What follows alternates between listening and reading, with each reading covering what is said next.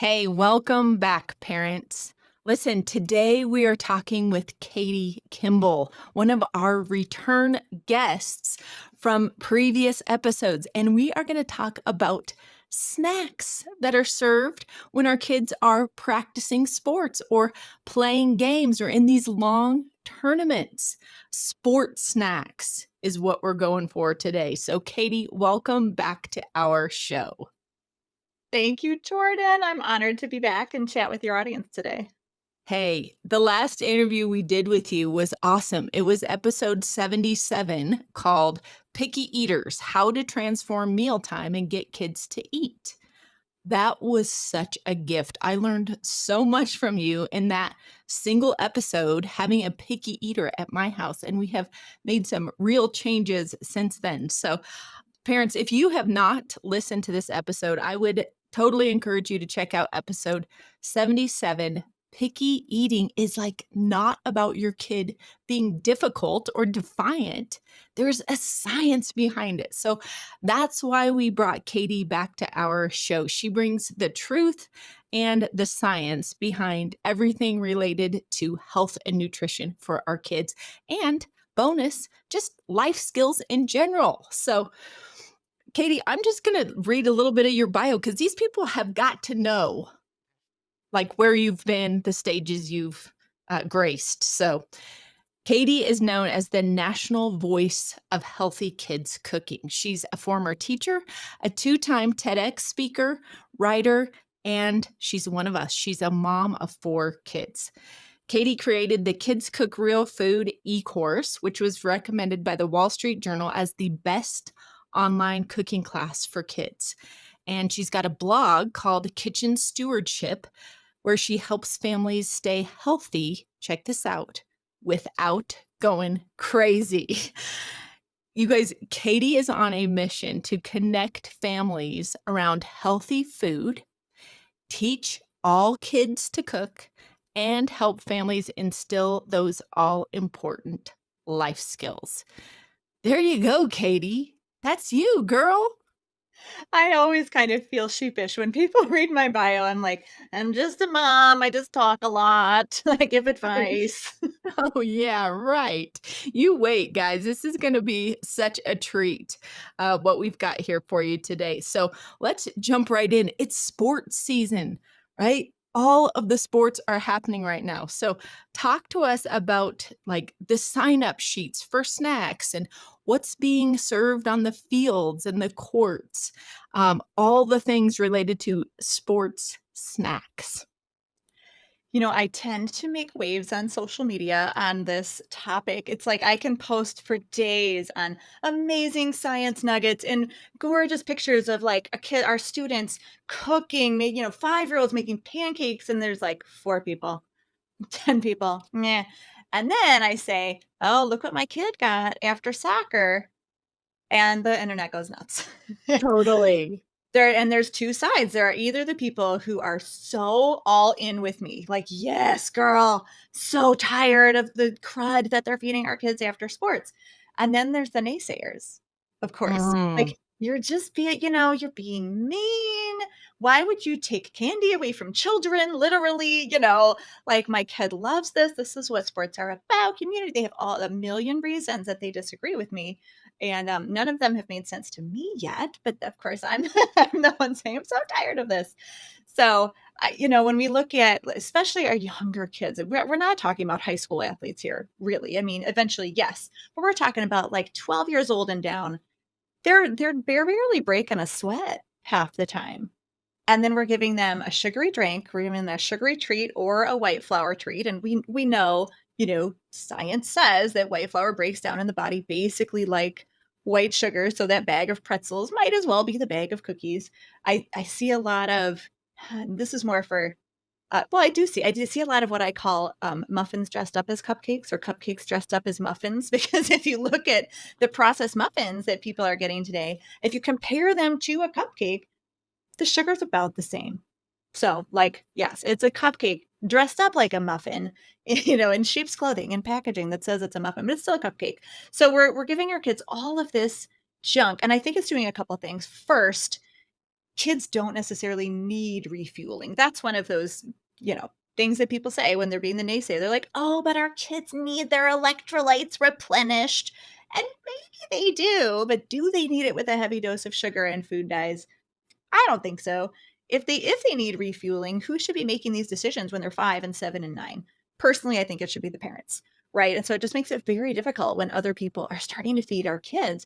And I saw a glimmer of hope in the pandemic. First, like, everything was canceled, right? Yeah. And then the next year when sports started coming back, people were afraid to touch food that other people had touched. And I was like, "Oh my gosh, maybe we will finally get rid of sports snacks. Like, we'll get out of the habit." People got out of the habit of going to church and they never went back, sadly, devastatingly. Why couldn't we get out of the habit of sports snacks and never go back? But we didn't, and in fact, 2021, parents were telling me it was worse than ever.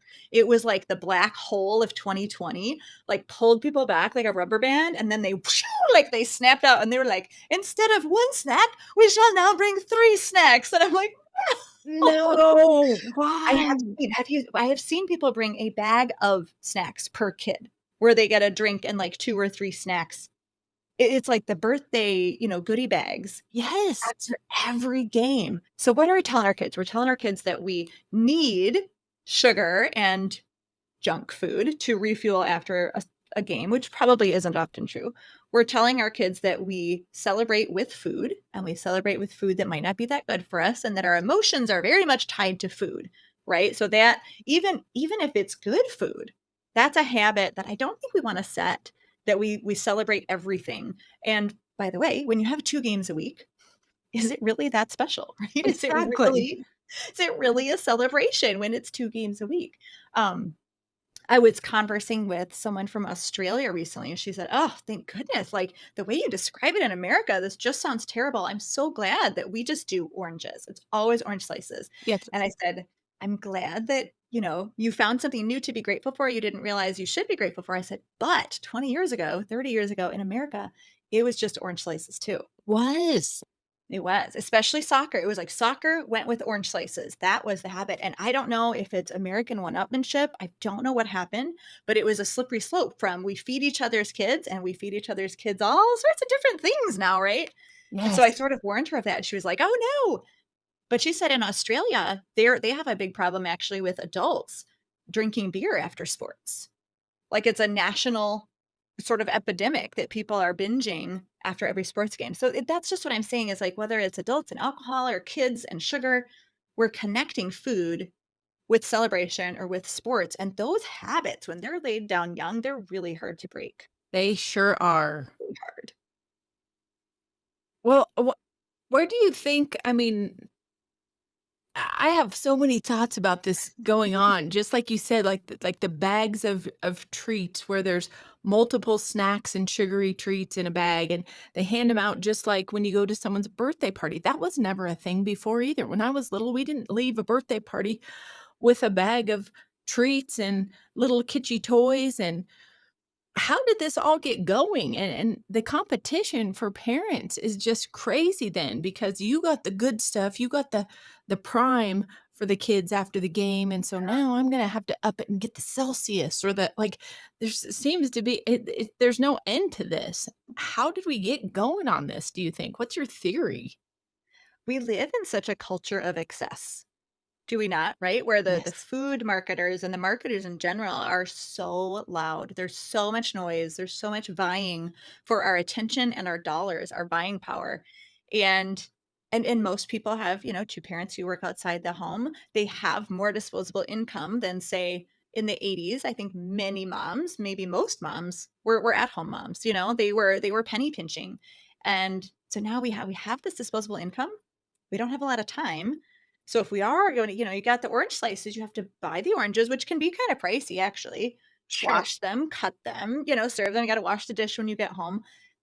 It's far easier to buy, at the very beginning of the season, you can buy your packaged snacks, throw the big Costco size box in your garage, and you're like ready whenever it's your turn. So I think the culture of convenience is very loud. The culture of spending is very loud. The culture of just fun and celebration and sugary food.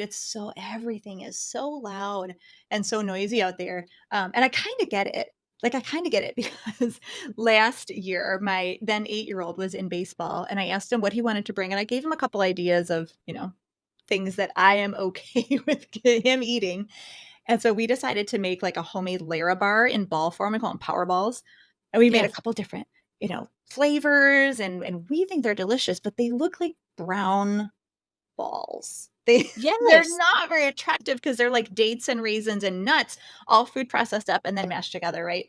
So here I am trying to hand out these clear plastic bags of brown balls, and Right. these little boys are coming out of the dugout, they're looking sideways at me, they're trying to reach into, like, my opaque bag, hoping there's something they'll recognize in there, and I thought and I'm starting to feel uncomfortable. I'm telling them, "Oh, these are the flavors we brought. There's 3 different kinds, you can try them." And I'm like, I'm talking, they're not listening, and I thought, "I get it." If I had had a bag of goldfish or a bag of Smart Pop, little popcorn, Doritos, every kid sees it, they know exactly what it is in a millisecond, right? They know which flavor they want. It's so that those the expectation, the consistency of convenience food, which I think we talked about with picky eating too. The fact that the food that is processed always tastes the same is very comfortable for kids, and it always looks the same.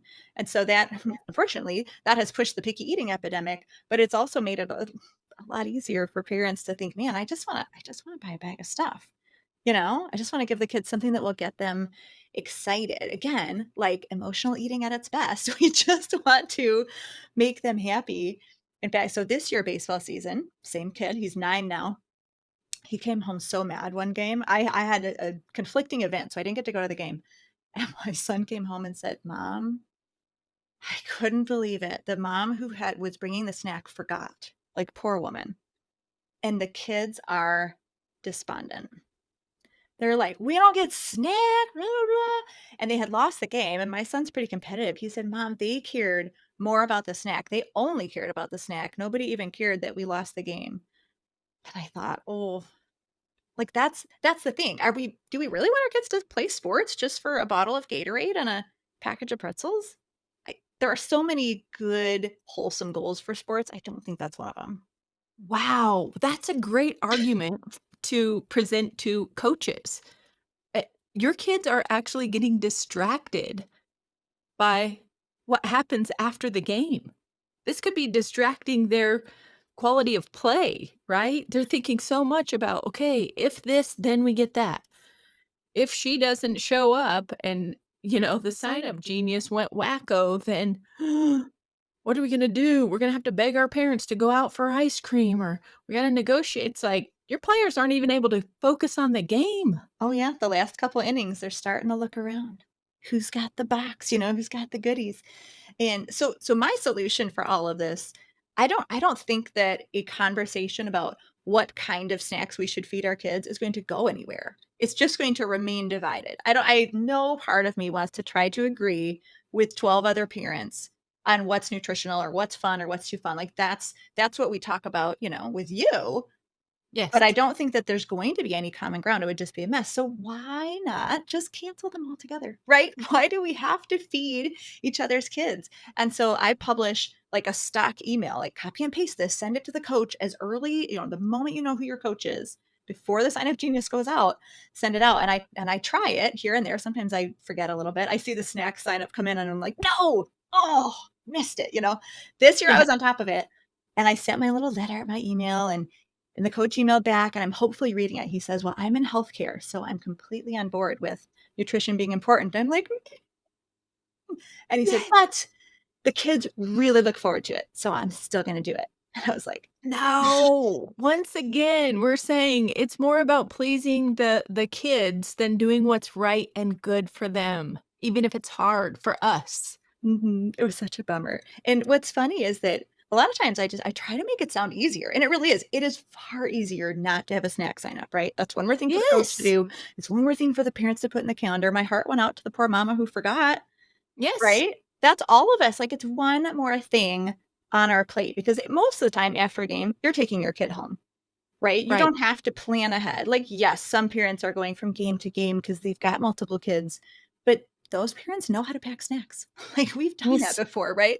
Pack your own snacks for your own kid, and then they're eating at the right time. the food that is good for them. So I try to come at the point of like, gosh, coaches, this would be so much easier. Nobody has to worry about allergies. Allergy kids don't get left out. Like, so I don't even try to come at it from a nutrition perspective or an emotional eating perspective. It's just like, wouldn't this be easier for everyone? And it totally is. And I get a lot of allergy moms interact with me on Facebook and Instagram too. And um, they're poor kids. I mean, they'll say my kids are left out of 90% of the snacks, which is horrible in this day and age that the coaches aren't on top of like, how do we make this fit?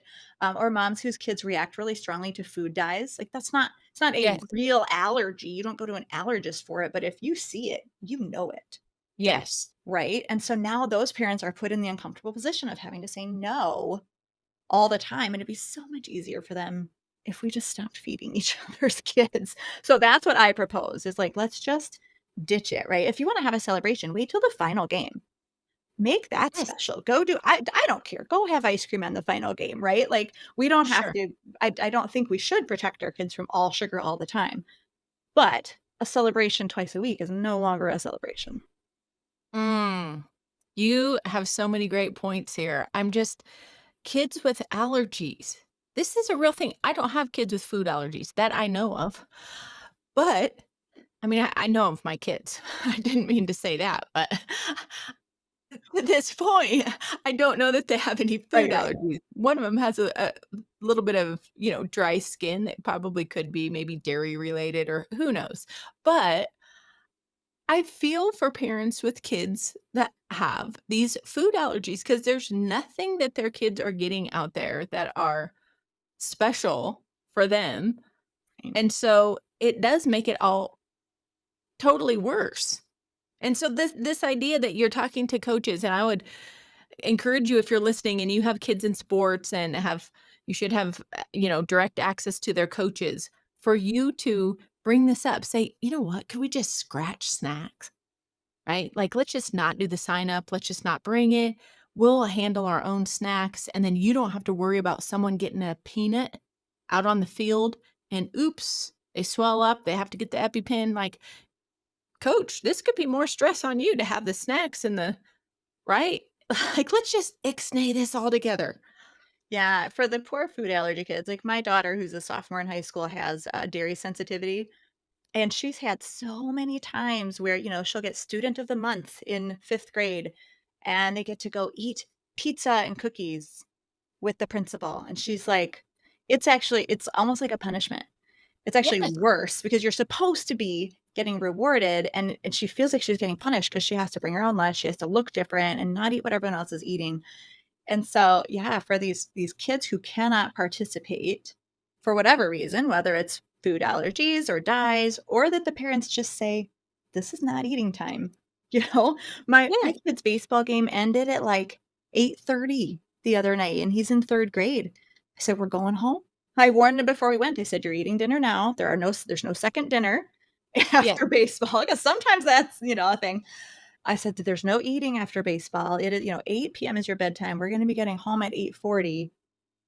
We gotta save it for tomorrow." So it just So I feel like it creates a lot of stress for parents. Some parents, right? Like we're different. I mean, a lot of parents are like so excited for their kids and they love seeing them eat the cupcakes. Obviously, I don't connect with those parents. I can't really keep it out of my voice very well. So here's an interesting shift I've seen over the last 5 to 10 years, Jordan. I would say, it used to be all sugary drinks.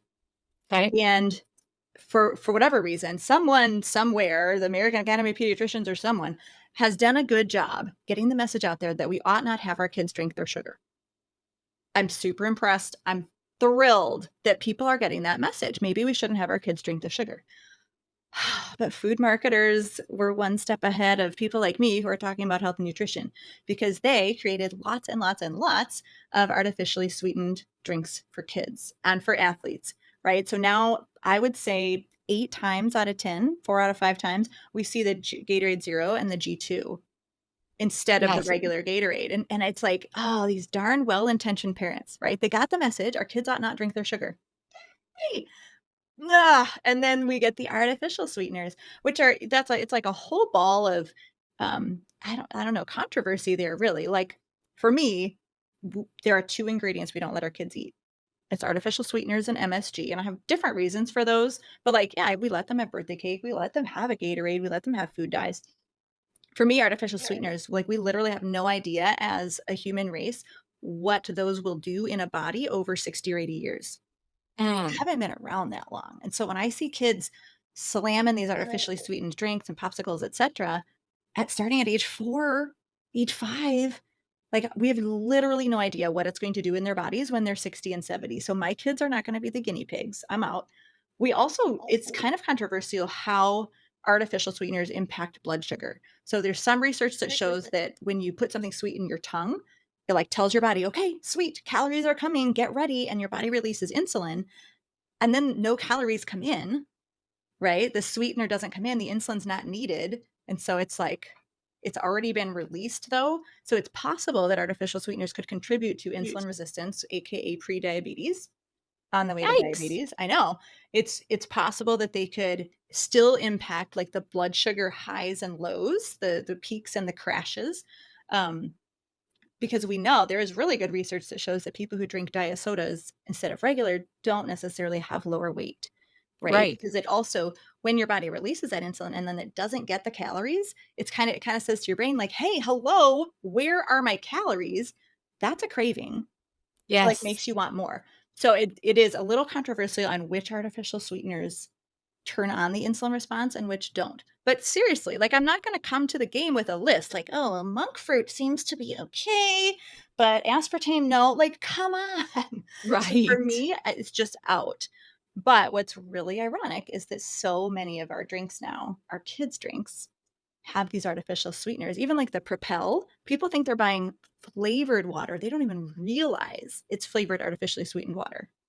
Yes. So it's super confusing. Again, just don't feed my kids. Just don't give my kids these beverages. But it because there's just so many layers to how do we get it right if we barely even know. Like I barely even know how to feed my own kids. I don't want you to help. Right.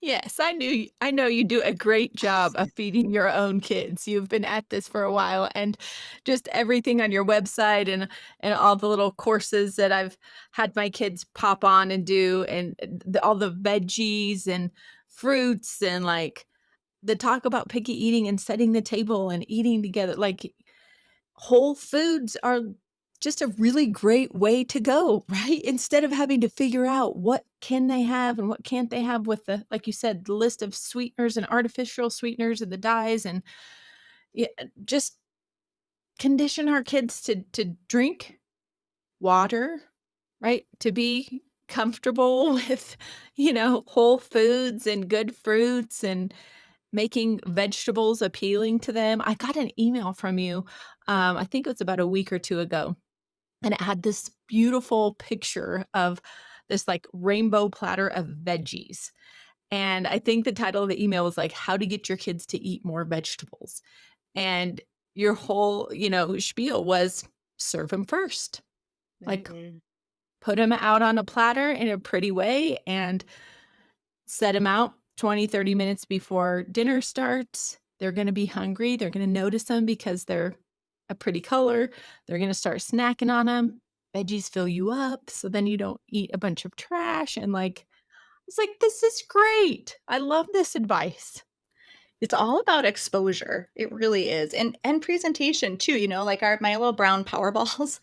In retrospect, not a great decision because I didn't even think about the fact that the kids wouldn't recognize them. We had a better success just a couple weeks ago. So my third grader is having his first standardized tests, and the teachers really emphasize how there's nothing to be scared of. You don't have to feel anxious, which tells the kids, "Oh my gosh, clearly there is something to be scared of here." It's so Yes. funny. So they're all very nervous, and so how do we respond as American people? We give them food to Right. to ease their nerves, right? So in the 3rd Oh, grade, they go, M-STEP snacks." The M-STEPs are standardized tests. And I saw the list for the snacks. It was like Ring Pops, mints, cookies, chips, Smarties, and I just about died. I was so upset.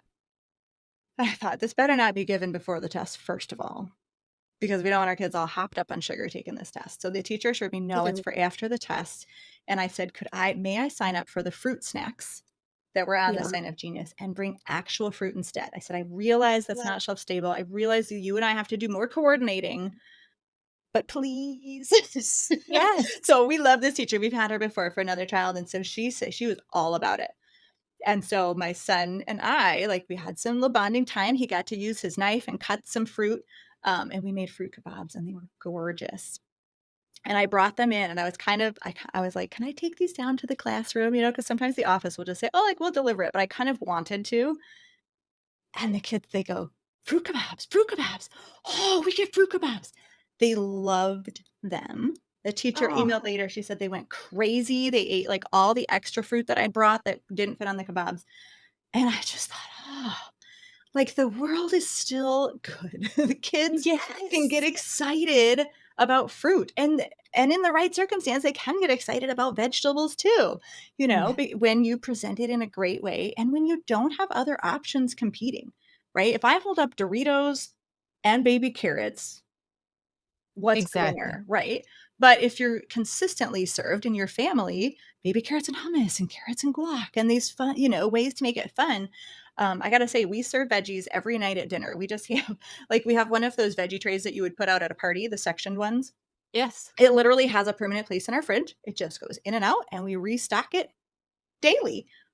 And the more my kids hang around and chat, the more veggies disappear, whether it's before or after dinner. Like after dinner, and it's just what's there. If we have taco dinner and the tortilla chips are open, in goes the hand into the mouth. Yes. They just pick, you know? Yes. But if there's no chips, if it's the veggie tray that's out, or like the other night, I don't remember why, but the, like, lettuce was right in front of me and my oldest son, who it was his birthday, actually, he turned 19. And he just keeps eating lettuce, just straight lettuce, because just like we absentmindedly eat. If we're gonna do that, it might as well be lettuce or blueberries or carrots or cucumbers, you know? So, it's so true that what you put in front of them is what gets eaten, and that seems like a simplification, and it is, but it's not, Yes. you know? Yes. And my husband has asked, he said, "Can we just not buy, like, chips anymore?" Yeah. Right? Because not only do our kids love them, but then I wanna eat them, and then it's just bad, right? And I'm like, "Okay, yeah, we won't do that." And then I'll get one of those weak moments where I'm like, "We don't have much time, I'm just gonna buy the chips." Mhm. You know? And then every time, they're just devour them. There's no, like, rationing them, it's just I think because they don't satisfy, right? Your body doesn't recognize that as a healthy food or nutrient dense food, and so, like, you just keep going for more and more. And so I know it's like a convenience food, and we do it from time to time or getting these long stretches of like, oh, buying all the crackers and the chips and all the junk, but I love what you're saying is if you simplify the process where you have your we have like a Tupperware container that's got the dividers in it and the lid that fits on it perfect, and you can add a little water to keep the veggies crisp, you know, and you load it up and just take it out, refresh it, change up the dip in it every once in a while so it's something different. And whenever we do that, you're right, it just goes away. Mhm. It's great. Yeah. So what we feed our kids is what they'll eat to an extent. Like I said, it is a simplification. I feel like when we celebrate with food and especially when we celebrate with the food that does not satisfy, right? The food that does not nourish. We are missing a huge opportunity to teach our kids about fuel, especially when we talk athletics or, these standardized testing. Well, gosh, what are good brain foods? What are actual foods that give us energy, that help us sustain ourselves? If we Mm, can teach our kids that food is fuel instead of food is fun, they are leaps and bounds ahead of our generation growing up. They're leaps and bounds ahead of their cohorts, and it's powerful. It's really powerful. And in fact, we're going to talk about our life skills camp in a minute. But we've got an MD who is going to teach kids in our life skills now summer camp about blood sugar and how it's kind of like a roller coaster of ups and downs that our body sometimes isn't ready for when we eat processed foods. And so it's kind of that knowledge is power idea. I love that. Food is fuel, not food is fun. It's so good. It's funny how we sometimes we learn from our children. I have a senior in high school, and he's all focused on fitness and building muscle, and I have never purchased so much protein in my life. And our kids are, our little ones are eating lots of chicken and steak and like nutrient rich veggies, and it's like, no, don't buy the bread. And I'm going, I kind of like the bread. Let's just not do the bread. And so my 17-year-old is really helping us kind of, you know, do our grocery shopping different. Our fridge looks totally different inside, and it's crazy the way my kids' bodies have changed since we've been eating this way. I mean, you can see little strands of their muscles. Well, It's nuts, but you think about that, like, protein is fuel, right. so that yet they eat eggs or bacon or some sausage in the morning, and they're not, like, dying for a snack before lunch. It's just like, "Oh, it's lunchtime? Oh, I'm kind of hungry." That's interesting. Yeah, we know fat is actually the most satiating, and then protein is next. Of course, carbohydrates are quick energy, or refined carbohydrates, even quicker energy. That's where you get the roller coaster and potentially the crash. That's awesome that your 17-year-old is owning his health. Like that is what I would love. I'd love to teach parents how to do that, but I don't think anyone's quite figured it out. Like, there's no system that works for all kids, you know what I mean? To help them take ownership of their health, but wanting fitness is exactly what works for a lot of kids, not all of them, though. Yes. Yes. Yeah, if you have sports-minded kiddos, just talking to them about food being fuel, and again, if you have a coach that can get on board with this and say, "Guys, this is a way that we could level our competition. If we show up and we're all proteined up and fueled up in the right ways, even though they may be better skilled in certain areas, we may have better stamina because their sugars are going to be all over the place and they're going to crash mid game.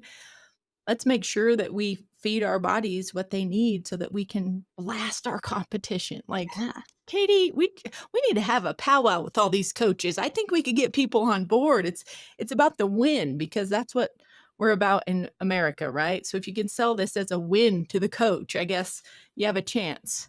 I would hope so. So I've heard from a few members in my community who are the coaches, right? So they don't even have to make the plea because they are the coach. And 2 different ones, and they both said they just skipped the snacks, whether quietly or overtly, and it for one, it went great, she was so happy with it, and for the other, the parents actually took it upon themselves and made the snack sign up, so it can go either way as far as support versus not support, but I totally agree with you on, like, how do we teach the adults that food equals fuel? That's what another story that someone emailed in to me was, her kid had a doubleheader, and the first game went pretty well. Parents brought a snack for in between because you really do. If you're going to be playing sports for 4 hours, you probably do need some fuel. And the parent who brought the snacks brought Doritos. And she said you could actually feel it. The boys were more sluggish in the second game and they lost to boot. But she said you could see and feel that they were not refueled. It actually dragged them down. And she just thought, oh, and she shared with me, like, I don't know how to tell another grown adult that Doritos were maybe not the wisest choice. You know, how do you open up that conversation? It's really, really uncomfortable. And I do want to share with parents my other solution. So, solution number one is talk to the coach. That doesn't Yes. always work. Even when you are the coach, apparently it doesn't always work. Solution number two is to just set your own rules, right? Your own rules in your family. In our family, it's no artificial sweeteners, no MSG, and we have certain eating times. We also have a rule of one dessert a day. And so if you do get that real Gatorade, not the G2 or the G0, that's drinking your sugar. So I say to my kids, that counts as your dessert, right? Whereas like Yeah. 100% fruit juice wouldn't. So we have a lot of conversations where we're like reading sugar amounts. That's how I know that some cupcakes are muffins or some muffins are cupcakes rather, because they're the same sugar grams. And so for our kids, we have a swap system. So at the beginning of each season, I'll buy some sort of packaged drinks that are a little bit more fun than we'd usually have. Sometimes that's the Gatorade without the dyes. This year I splurged. There was a sale at Costco. They got naked juice, which are, Yes. you know, they're it's like real Wow. juice, but in the little bottles, and my kids love those. So that's their trade out snack. So if my kid gets a G0 or a G2, they'll say, "No, thank you," most of the time because why bother bringing it home? Mhm. and then they know that they can have a trade-out snack at home so that they still have something fun. They don't feel completely deprived. I think that it kind of sets our kids up for failure if we are constantly restricting everything.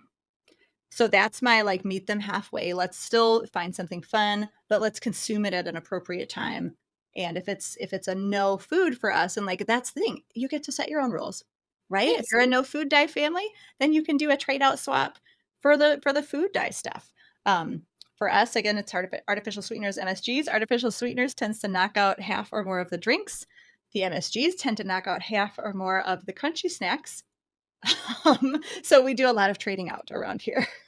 Yes. Well, tell us what's in your pantry at home. I mean, you gave us a couple ideas of like the naked juice and the 100% fruit juice. It doesn't have all the added sugars. Right. What are some other like on the go snacks for parents if they want to go to, the sports games or whatever and start bringing their own snacks and make it a little healthier but not totally go, you know, For way over on the sure. other end?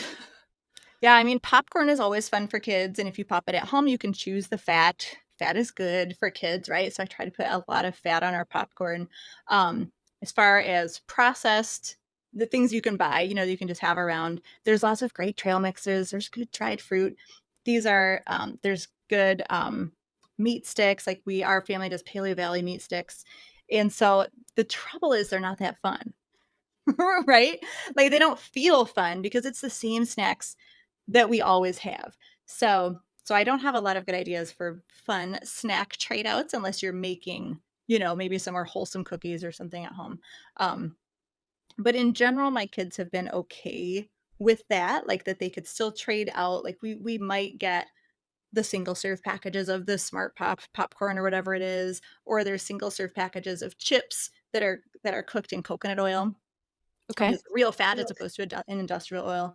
Um, so yeah, the trading out for the treats is actually harder for me. I would rather say, let's schedule half an hour to play catch, or let's go for a bike ride, or go for a bike ride to the ice cream store. Like I'd rather have my kids have the ice cream at a time that makes sense, right? Not 8:30 p.m.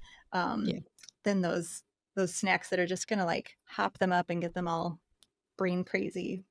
Brain crazy. That is so true. That's exactly what happens. You can just see it happen in them right away. And some kids, it affects more than others. Like you said, the dyes and the artificial sweeteners, it's just like zing. And all of a sudden they're spinning off the end of the cord, and it's like, oh no. Yeah, And it's hard on them because they have to like try to come back down to reality because they're getting in trouble for being impulsive and, you know, running off and getting hyperactive and all this stuff. So I think what you're suggesting, just no snack if possible. If everybody insists on a snack, bring something healthy. Let's get back to the oranges, people. yes. Back to the oranges. That would be lovely. That would be lovely. Yeah, sometimes I'll bring, string cheese. Like when it's my turn to bring snack, we'll do like string cheese or we'll do clementines. But it is funny. Kids are like, oh, which Mhm. I mean, they're almost dripping with entitlement sometimes. And I think, gosh, I think one kid said thank you on Saturday when I did have soccer snack and I did bring processed snacks. I was like, you know what? I'm tired. I'm going to buy the popcorners at Costco and just see what happens. But I just noticed those things that they come in Yes. like locusts. They're kind of rude to each other about stealing the different flavors. I want that one, I want that one. And then they leave and they all go home.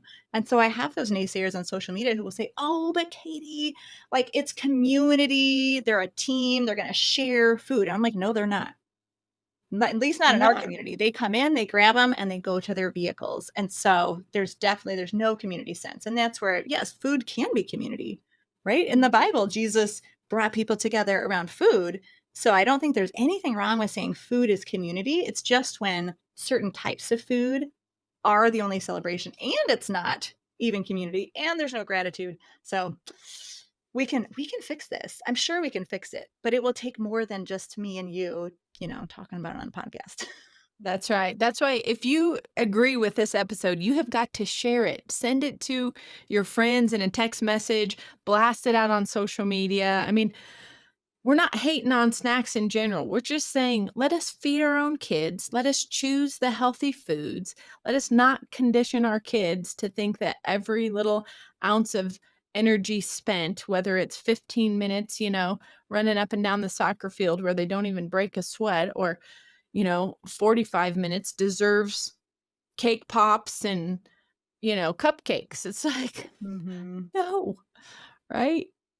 I love what you're doing, Katie. I love everything about what you got going on at kidscookrealfood.com. I mean, if you are looking for any topic related to nutrition, life skills, anything, you've got to check Katie out. Katie, tell us about your summer camp for kids. This is so mind blowing. All these resources you are giving away for free. So tune in. I said free, people. Yes. So this is our third season running Life Skills Now summer camp, and we've got 70 experts teaching kids skills from finances to auto maintenance to stress management to making snacks. Actually, we've got one person's teaching homemade granola bars. My daughter teaches how to make 100% fruit juice into gelatin, like Jello jigglers. Right? You Yes. can totally make that at home with 2 ingredients. And then we've got a couple different, like, functional medicine docs and MDs teaching about sort of the nutrition, like, how do we look at food? How do we figure out, oh gosh, Dr. Sarah Ballantyne is a PhD, and her big mission is how do we look at the good in the food instead of the bad? And so every food, like, what does it do for your body? And she has this awesome workshop about why you might not like veggies. She starts with your genes and how different genes dictate our taste buds, and how certain people really don't like veggies because they taste too bitter. And then she gives these awesome hacks for how to cook them Mm. to like them better, and some psychological hacks. So it's super cool. And it's just giving kids like your son that empowerment of, well, now I know. Now I have like the science behind what I'm eating. And yeah, and there's a couple others. There's quite a few. There's quite a little collection on healthy snacking and how to figure out those satiating snacks versus those quick energy snacks and make those good decisions.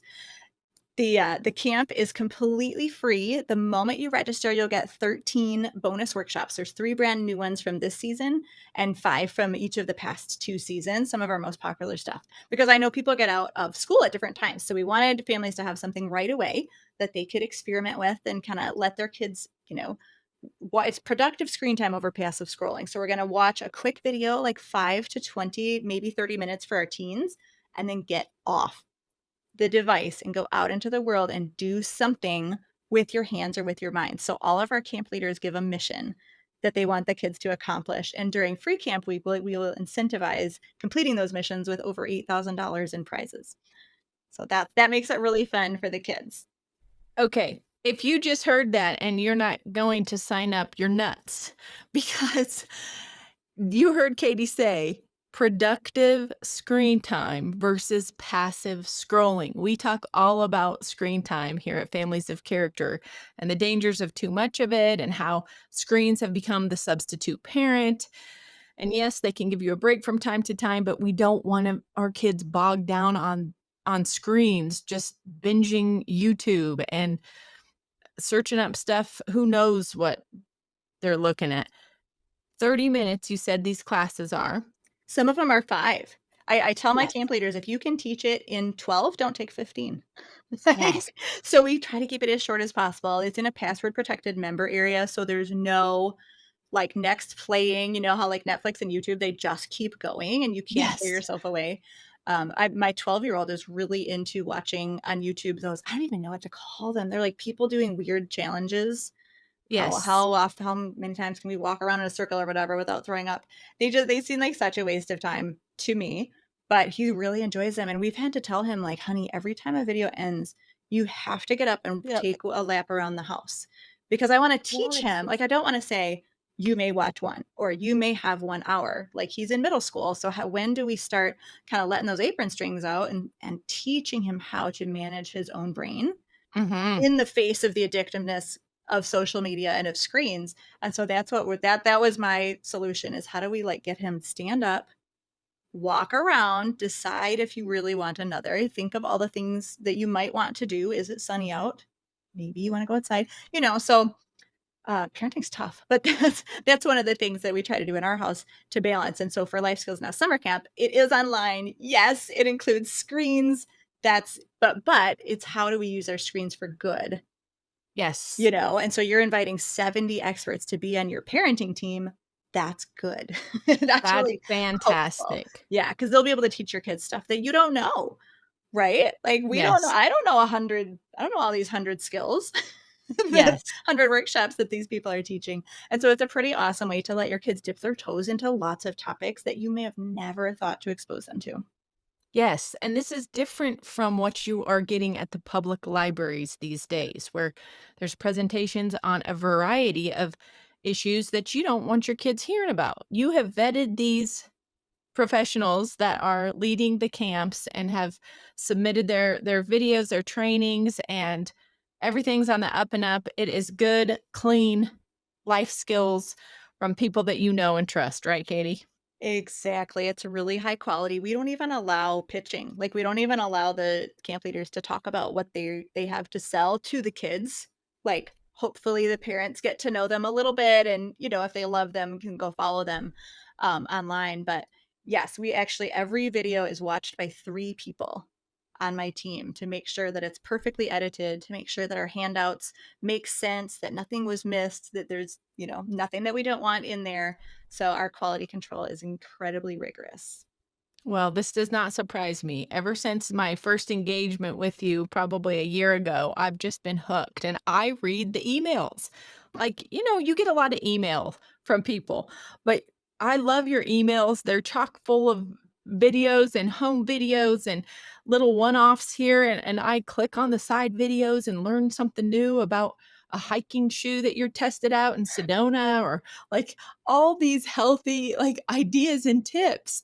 You talk about the best sunscreens to use that don't have a bunch of chemicals in it. I mean, guys, if this is speaking to you, be sure to follow Katie. It's not just about kids cooking, although that is kind of your main deal. You care about all health and wellness regarding family life, right? Yes. And should we give your listeners our little free gift Yes. today? So obviously all of Life Skills Camp is free and that'll be in the show notes. But if you go to kidscookrealfood.com/families of character, that is where you can find our knife skills class for ages 2 to teen. We teach the same ways to hold the knife and hold the food, whether it's a butter knife or a chef's knife, because we want kids to have that continuous sort of learning trajectory. And boy, once your kids can use knives, now they can cut the fruit, they can cut the veggies, they can engage with their food, and that's really the best way to widen their palate and to open kids up to new experiences is to get them exposed to it when they don't have to eat it. So let's get those kids in the kitchen doing all the life skills, but we can start with the knife skills. Yes, knife skills. Okay, go to the knife skills class. Remember, this is a free course. It's online. Annie and Lincoln have taken it already. They loved it.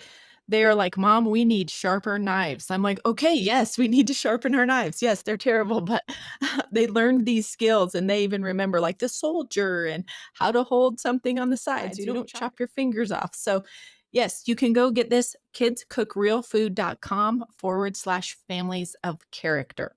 Katie, this has been amazing. Now, how do they find the Life Skills Now camp? We've got it linked in our show notes, but if somebody's listening, they're driving, what's the easiest way for them to get to it from your website? For sure. We always have it on our homepage, so kidscookrealfood.com. Yeah, and this time of year before camp happens in late June, anywhere you see me, I'm probably talking about Life Skills Now summer camp, so it's pretty hard to miss. If you happen to be listening to this, by the way, after June 2024, we will keep going. So if you just go to the same link in the show notes, there will be a couple workshops you can use all year round, and you'll get on the wait list for next year. Fantastic. Katie, you've got cooking stuff on there. You said you have automotive stuff, how to repair your own bicycle. Like, we're talking all the things parents, instead of Dude Perfect all summer on the screen, you could have Katie's courses streaming from June 24th to June 28th. Yep. Is that free week of the camp, right? Yes. Awesome. Thank you, Katie. Keep doing what you're doing. You are champion great things for our families, and we see you. We know the work that you're putting behind this. Your team has got to be amazing. So blessed to have you leading and at the helm of this ship. And whatever we can do to support you, your families, your community, we're here for you. So we appreciate you so much for being on our show. Well, thank you. It was fun. I don't usually get to talk about this topic, so I hope it didn't seem too negative. We just got to end by saying it is possible to fix this, and you set the rules in your own family, parents. You got this. You've got this. We are not about status quo parenting here over at Families of Character. We are going to rise above that low, low bar, and we are going to do the hard things like suggest no snacks to the coaches. So, Families of Character community, I expect a lot out of you. Okay, we're learning about it. We've got to gauge our will. Once we know the facts, we got to do something different. Thanks, Katie. Love it. Guys, we'll catch you on another episode of our show real soon. See ya.